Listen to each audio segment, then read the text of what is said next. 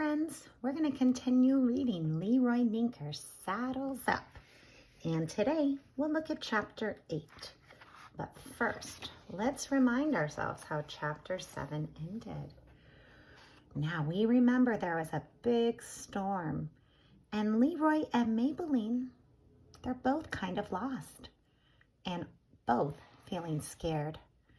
Now when we left off, we had Maybelline running in one direction and Leroy Ninker running in the other. Now friends, I'm noticing that this background looks a little bit familiar.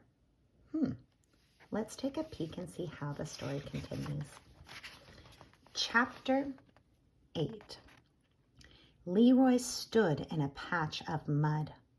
He looked down at his socks. That's right, remember he had no boots on. They were dirty. He looked up at the sky. He watched as the rain slowed to a trickle. The thunder grumbled and rumbled and then slunk away. The last raindrop fell. The world became very quiet. The sky was gray, but at the horizon, there was the slightest hint of pink. "Dawn is coming," said Leroy Ninker, "and I do not have a hat or boots or a lasso or a horse. I don't even have an umbrella.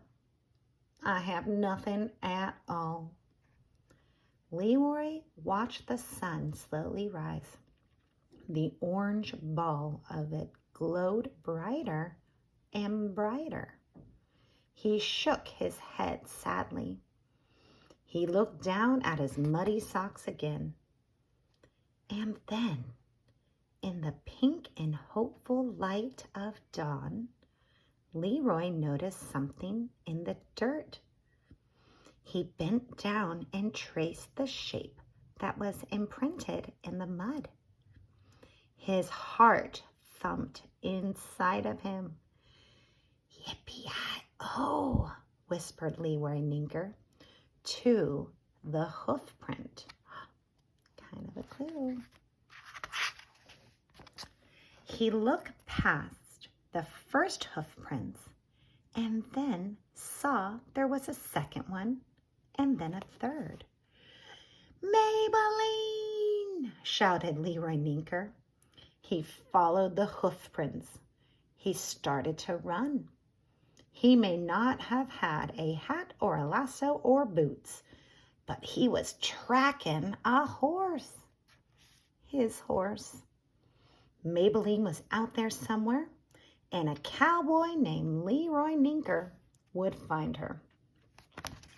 The horse was indeed out there somewhere. To be specific, she was 3 streets over. The horse was on Deckawoo Drive. We know that street. She was standing at the window of a house. She was watching a family sitting down to breakfast. Wonderful, wonderful smells were coming from inside the house, and the family looked happy sitting together around the table. Maybelline put her nose. Oh no. What? Her nose very close to the window. She watched the family. She admired the food. And when she could not bear it any longer, she called out. She whined long and loud. Do we recognize them? Leroy Ninker was following the hoof prints when he heard a sound that made him stop in his track. Leroy held himself very still. He listened. He heard birdsong and the low hum of a train. He heard the whoosh of car tires on the wet pavement.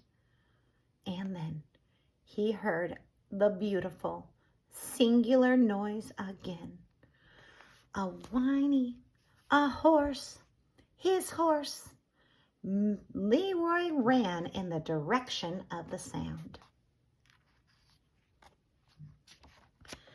Maybelline, he called out, I am on my way. He leaped over a bush. He ran around a bicycle. He climbed over a fence into a backyard. I like this picture. We can see he leaped over the bush. He ran around the bicycle. He climbed over the fence and into the yard. And there was Maybelline. She was standing and looking in the window of a house. Maybelline, shouted Leroy. The horse turned and looked at him. She twisted her ears left and right. Both ears trembled hopefully. It was obvious that she was waiting for some beautiful words. Leroy's throat felt tight. He smiled. He spread his arms wide.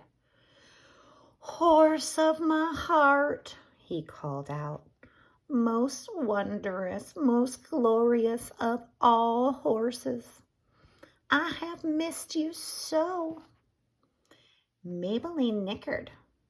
She came trotting towards him. Leroy put his arms around her. He closed his eyes and leaned his head against her neck. Oh. He had done it.